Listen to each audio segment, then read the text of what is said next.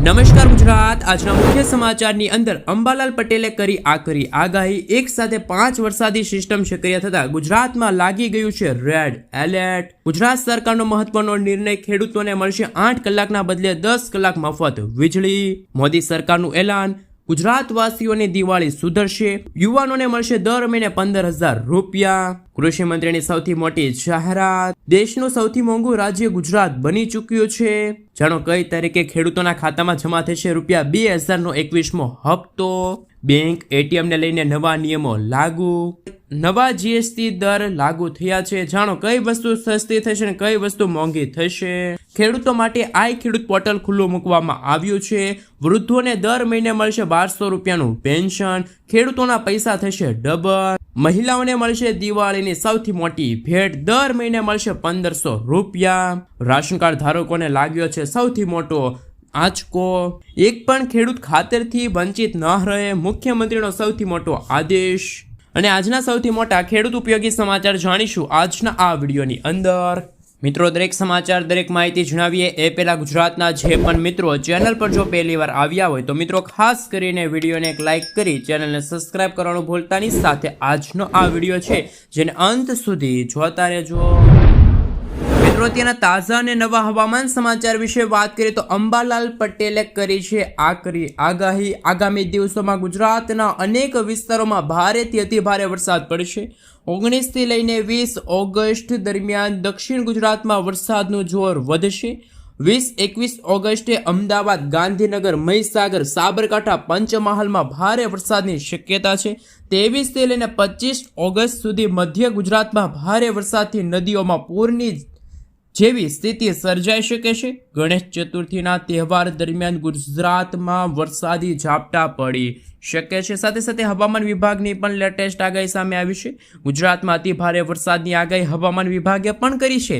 રાજ્યમાં એક સાથે 5 વરસાદી સિસ્ટમ સક્રિય થઈ હોવાથી 19 ઓગસ્ટ સુધીમાં ભારેથી અતિ ભારે વરસાદની આગાહી હવામાન વિભાગે જાહેર કરી છે। આ સાથે ગુજરાતમાં અમુક વિસ્તારોમાં ભારેથી અતિ ભારે વરસાદ પડવાને લઈને રેડ એલર્ટ અને ઓરેન્જ એલર્ટનું સિગ્નલ પણ હવામાન વિભાગે જાહેર કર્યું છે। ને મિત્રો, ગુજરાતમાં હાલ પૂરતો 65% સુધીનો વરસાદ છે નોંધાઈ ચૂક્યો છે, જેમાં સૌથી વધુ 70% દક્ષિણ ગુજરાતના વિસ્તારમાં વરસાદ છે પડી ચૂક્યો છે। મિત્રો, તે પછીના સમાચાર વિશે વાત કરીએ તો મોદીજીનું એલાન, દિવાળી સુધરશે। વડાપ્રધાને શહેરી વિક્રેતાઓ માટે શરૂ કરાયેલી યોજના પીએમ સ્વનિધિ યોજનાનો ઉલ્લેખ કર્યો છે। લાલ કિલ્લા પરથી પીએમ મોદીએ કહ્યું કે અમે દિવાળીના અવસર પર એક નવો જીએસટી રિફોર્મ લાવી રહ્યા છીએ। જીએસટી દરોની સમીક્ષા કરવામાં આવશે, જેનાથી લોકો માટે ટેક્સ ઓછો થશે, જે ખૂબ જ સરળ પણ રહેશે। મિત્રો, આગલા સમાચાર વિશે વાત કરીએ તો મહત્વના સમાચાર સામે આવી રહ્યા છે। ગુજરાતના મુખ્યમંત્રીનો આદેશ, એક પણ ખેડૂત ખાતરથી વંચિત ન રહે। ગુજરાતમાં ખાતરની અછતને કારણે સર્જાયેલી સમસ્યાના મુદ્દે ગુજરાતના મુખ્યમંત્રી ભૂપેન્દ્ર પટેલે કેબિનેટ બેઠકમાં એક કડક વલણ અપનાવ્યું છે। તેમણે મંત્રીઓ અને અધિકારીઓને સ્પષ્ટ આદેશ આપતા કહ્યું કે એક પણ ખેડૂત ખાતરથી વંચિત ન રહે। મુખ્યમંત્રીએ ખાતરનો પૂરતો જથ્થો ખેડૂતો સુધી સમયસર પહોંચાડવા માટે એક સપ્તાહનું અલ્ટિમેટમ આપ્યું છે। આ નિર્ણયથી ખાતરની કાળાબજારી અને હેરાફેરી પણ અટકે તેવી સંભાવના જોવા મળી રહી છે। મિત્રો, ત્યાર પછીના સમાચાર વિશે વાત કરીએ તો ભારતીય છો તો ભારતમાં બનેલી વસ્તુ ખરીદો તેવું વડાપ્રધાન શ્રી નરેન્દ્ર મોદીએ કહ્યું છે। ગઈકાલે વડાપ્રધાન નરેન્દ્ર મોદીએ દિલ્હીમાં દ્વારકા એક્સપ્રેસ વેનું ઉદ્ઘાટન કર્યું હતું। આ દરમિયાન વડાપ્રધાન નરેન્દ્ર મોદીએ લોકોને ભારતીય વસ્તુઓ ખરીદવાની અપીલ કરી છે। તેમણે જણાવ્યું હતું કે જો ભારતીય છો તમે તો તમારે ફક્ત ભારતમાં બનેલી વસ્તુઓ જ ખરીદવી પડશે। દિવાળી પર પણ ફક્ત તે જ વસ્તુ ખરીદો જે ભારતીયો દ્વારા ભારતમાં બનેલી હોય। મિત્રો, આગલા સમાચાર વિશે વાત કરીએ તો રાશન કાર્ડ ધારકોને લાગ્યો છે મોટો ઝટકો। ગુજરાતના અન્ન અને નાગરિક પુરવઠા વિભાગે એક મહત્વનો નિર્ણય લઈને રાજ્યમાં અપાત્રતા ધરાવતા રાશન કાર્ડ ધારકો સામે પગલાં લેવાનું શરૂ કર્યું છે। 75 લાખ જેટલા એનએફએસએ કાર્ડ ધારકોમાંથી આશરે 55 લાખ લોકોને નોટિસ પાઠવવામાં આવી છે। આ નોટિસ એવી વ્યક્તિઓ માટે છે કે જેમની આર્થિક સ્થિતિ ખૂબ જ મજબૂત હોવા છતાં તેઓ હજુ પણ ગરીબો માટેની અનસહાય યોજનાનો લાભ લઈ રહ્યા છે. જેઓને નોટિસ મળી છે તેમને જિલ્લા પુરવઠા અધિકારીને લેખિતમાં પોતાનું સ્પષ્ટીકરણ આપવું પડશે. ત્યારબાદ તાલુકા સ્તરે રચાયેલી એક વિશેષ કમિટી તેમના કેસની સમીક્ષા કરશે. જો કાર્ડ નોન NFSA હેઠળ આવશે તેઓને હવે મફતમાં કે સસ્તા ભાવે અનાજ મળવાનું બંધ કરી દેવાશે. આ પગલાંનો મુખ્ય ઉદ્દેશ કે જે યોગ્ય લાભાર્થીઓ સુધી જ સહાય પહોંચે અને ભ્રષ્ટાચાર પર લગામ મૂકી શકાય. મિત્રો, તે પછીના સમાચાર વિશે વાત કરીએ તો દેશનું સૌથી મોંઘું રાજ્ય બની ગયું છે ગુજરાત. દર મહિને તમારે કમાવવું પડશે 46,000 રૂપિયા. ગુજરાતમાં અત્યારે અનેક ઉદ્યોગો વિકસી રહ્યા છે. ભારતના સૌથી વધારે વિકસિત રાજ્યની યાદીમાં પણ ગુજરાતનું નામ આવે છે. પરંતુ ગુજરાતમાં રહેવા માટે કેટલા રૂપિયાની જરૂર પડે કે જેનાથી તમે સામાન્ય જીવન જીવી શકો? આ મામલે એક સર્વે કરવામાં આવ્યો. તેમાં એવું સાબિત થયું કે જીવન ગુજરાન ખર્ચ મામલે ગુજરાત ભારતનું સૌથી મોંઘું રાજ્ય બની ચૂક્યું છે. અહીં સામાન્ય જીવન જીવવા માટે દર મહિને આશરે 46,000 રૂપિયાની જરૂર પડે છે. જો જીવન ગુજરાન માટે સૌથી સસ્તું રાજ્ય હોય તો એ છે હિમાચલ પ્રદેશ. હિમાચલ પ્રદેશમાં એક મહિના માટે તમે જો રહો છો તો તમારે 23,000 રૂપિયાની જરૂર પડશે. જ્યારે ગુજરાતમાં તમે એક મહિના માટે રહો છો તો તમારે 46,000 રૂપિયાની દર મહિને જરૂર પડશે. મિત્રો, ત્યાં પછીના સમાચાર વિશે વાત કરીએ તો જાણો કયા ખેડૂતોને નહીં મળે રૂપિયા 2,000નો 21મો હપ્તો. દેશના કરોડો ખેડૂતો PM કિસાન યોજનાનો લાભ લઈ રહ્યા છે. 20મા હપ્તા પછી દેશના ખેડૂતો હવે 21મા હપ્તાની રાહ જોઈને બેઠા છે. તમને જણાવી દઈએ તો 21મો હપ્તો ફક્ત તેવા ખેડૂતોને જ મળશે જે ખેડૂતોએ અત્યાર સુધી eKYC પૂર્ણ કર્યું હશે અને બાકીની બધી માહિતી યોગ્ય રીતે નોંધાયેલી છે. જે ખેડૂતોએ eKYC કર્યું નથી અથવા તો જેમના દસ્તાવેજો મેલ ખાતા નથી તેમના હપ્તા છે અટકી શકે છે. જેમ કે મિત્રો, તમારે આધાર નંબર છે, બેંક ખાતાની વિગતો અથવા તો નામમાં નાની ભૂલ પણ તમારા હપ્તા અટકવાનું મુખ્ય કારણ બની શકે છે. યોજનાના નિયમો સ્પષ્ટપણે કહે છે કે લાભ મેળવવા માટે રેકોર્ડ સંપૂર્ણપણે સાચા અને અપડેટ હોવા જોઈએ. આવી સ્થિતિમાં જે ખેડૂતોની વિગતો મેળ ખાતી નથી તેમને તાત્કાલિક સુધારા કરવા જોઈએ અને શક્ય તેટલી વહેલી તકે eKYC પૂર્ણ કરવું જોઈએ જેથી આગામી હપ્તો જારી થતાં જ તમારા ખાતામાં રૂપિયા 2,000નો હપ્તો છે ટ્રાન્સફર થઈ જાય.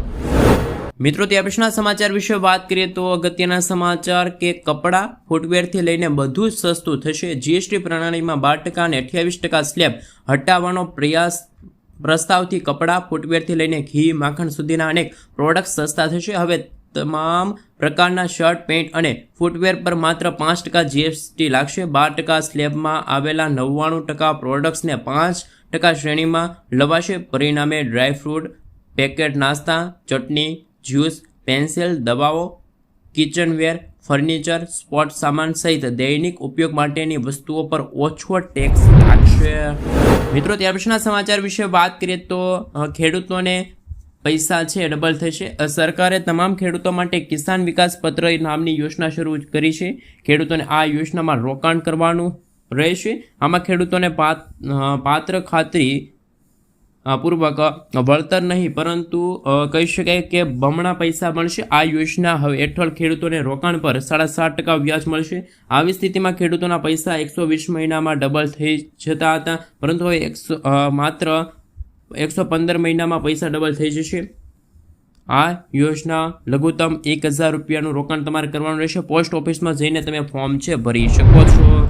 મિત્રો, આગલા સમાચાર વિશે વાત કરીએ તો ખેડૂતો ખાતરથી વંચિત ના રહે. મંત્રીએ અધિકારીઓને મુખ્યમંત્રીનો સ્પષ્ટ આદેશ. ગુજરાતમાં ચોમાસાની સિઝન અડધી પતવા આવી ગઈ છે ત્યારે ખેડૂતોએ શરૂઆતમાં સારા વરસાદ થવાથી વાવેતર કર્યું. બીજી તરફ વરસાદ ખેંચાતા ખાતરની અછત ઊભી થતાં ખેડૂતો મુશ્કેલીમાં મુકાણા. રાજ્યમાં ખાતરની કાળાબજારી, હેરાફેરીના અનેક બનાવો સામે આવ્યા. ખાતર માટે ખેડૂતોની લાઈનો લાગી હોવાના બનાવો સામે આવ્યા ત્યારે ખાતર માટે તરસતા ખેડૂતોએ સરકાર સામે બાયો ચડાવી છે. ગાંધીનગરમાં મુખ્યમંત્રીના અધ્યક્ષ સ્થાને મળેલી કેબિનેટની બેઠકમાં ખાતરનો મુદ્દો ચર્ચાનો વિષય બન્યો છે. મિત્રો, ત્યાર પછીના સમાચાર વિશે વાત કરીએ તો ગુજરાત હાઈકોર્ટનો સૌથી મોટો ચુકાદો. ગુજરાત હાઈકોર્ટ દ્વારા જન્મના પ્રમાણપત્રમાં સુધારાને લઈને મહત્વનો ચુકાદો આપ્યો જેમાં આધાર, પાન કાર્ડ, ડ્રાઇવિંગ લાયસન્સ જેવા સરકારી રેકોર્ડ્સમાં દર્શાવેલ જન્મ તારીખ સંપૂર્ણપણે માન્ય રાખવામાં નહીં આવે. ફક્ત જન્મના પ્રમાણપત્રમાં નોંધાયેલી જન્મ તારીખ જ સાચી તારીખ માની શકાય તેવું કોર્ટે જણાવ્યું છે. વધુમાં ગુજરાત હાઈકોર્ટે જણાવ્યું હતું કે જન્મ મરણની નોંધણીમાં રજિસ્ટરમાં નોંધાયેલી તારીખ જ માન્ય તારીખ ગણાશે. પુરવઠામાં લખાયેલી તારીખ ફોર્મ ભરનાર વ્યક્તિ ભરે છે, પરંતુ હોસ્પિટલના રેકોર્ડ પ્રમાણે જન્મની તારીખમાં નોંધાયેલ તારીખ જ સાચી તારીખ ગણી શકાશે.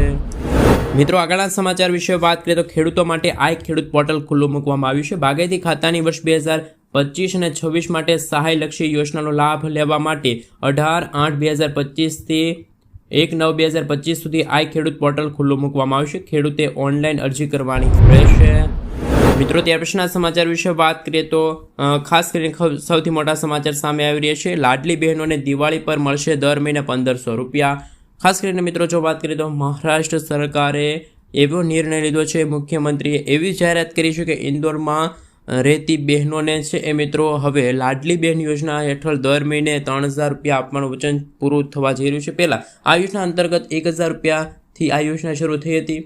આવી રૂપિયામાં હવે મિત્રો ખાસ કરીને જે પહેલાં 1250 રૂપિયા બહેનોને મળતા હતા, જે રક્ષાબંધન પર 250 રૂપિયાનો વધારો થયો છે. હવે દિવાળીથી આ રકમ 1500 રૂપિયા થશે. જેમ સમયગાળો પસાર થતો જશે તેમ બહેનોને વધારાની રકમ છે એ પણ હવે સરકાર તરફથી મળતી થઈ જશે. મિત્રો, ત્યાર પછીના સમાચાર વિશે વાત કરીએ તો અગત્યના સમાચાર સામે આવી રહ્યા છે. વૃદ્ધોને દર મહિને 1250 રૂપિયાનું પેન્શન મળશે. ગુજરાતમાં વૃદ્ધ વડીલોની સરકારનો સામાજિક ન્યાય અને અધિકારિતા વિભાગ કામ કરે છે, જેમાં સરકાર નિરાધાર વૃદ્ધ પેન્શન યોજના ચલાવે છે. પેન્શન પાત્ર લાભાર્થીઓને માસિક સહાય મળે છે. 60થી લઈને 79 વર્ષના લોકોને દર મહિને 750 અને 80 વર્ષથી વધુ ઉંમરના લોકોને 1000 રૂપિયા મળે છે, જેમાં 500 રૂપિયા રાજ્ય સરકાર દ્વારા આપવામાં આવે છે. અરજી કરવા ગ્રામીણ વિસ્તારમાં વીસીની અથવા તો શહેરી વિસ્તારમાં મામલતદાર કચેરીની મુલાકાત છે વૃદ્ધ લોકો લઈ શકે છે. મિત્રો, ત્યાર પછીના સમાચાર વિશે વાત કરીએ તો અગત્યના સમાચાર સામે આવી રહ્યા છે. આપને મિત્રો જણાવી દઈએ તો ખૂબ જ અગત્યના સમાચાર. HDFC બેંકે તેમની બચત ખાતાની નીતિઓમાં મોટા ફેરફારો કર્યા છે. હવે બેંકના ખાતા ધારકોને દર મહિને ફક્ત 4 મફત રોકડ વ્યવહારો મળશે. આ પછી દરેક વ્યવહારો માટે 150 રૂપિયાનો ચાર્જ ગ્રાહકોએ ચૂકવવો પડશે. આ ફેરફાર 1/2025થી અમલમાં આવ્યો છે અને તે મુખ્યત્વે ગ્રાહકોને અસર કરશે જેઓ નિયમિત રીતે રોકડ વ્યવહારો કરે છે. નવા શુલ્ક લાગુ કર્યા. આ સાથે જ બેંકે તેની અન્ય બેન્કિંગ સેવાઓ પર નવા શુલ્ક લાગુ કરવાની જાહેરાત કરી છે. મિત્રો, ત્યાર પછીના સમાચાર વિશે વાત કરીએ તો મહત્વના સમાચાર સામે આવી રહ્યા છે. આપને જણાવી દઈએ તો ગુજરાત સરકારે મોટો નિર્ણય લીધો છે. વરસાદ ખેંચાતા સરકાર ખેડૂતોને હવે 8 કલાકના બદલે 10 કલાક મફત વીજળી આપશે. જ્યાં દર્શક મિત્રો, રાજ્ય સરકારના પ્રવક્તા ઋષિકેશ પટેલે જણાવ્યું કે મહેસાણા જિલ્લામાં ખેડૂતોને 10 કલાક વીજળી મળશે. આ પ્રોજેક્ટને લઈને ખાસ મિત્રો આગળ વાત કરવામાં આવી છે કે આ સિવાય સરકાર હવે ખેડૂતોને 8 કલાકના બદલે 10 કલાક વીજળી છે એ આપતી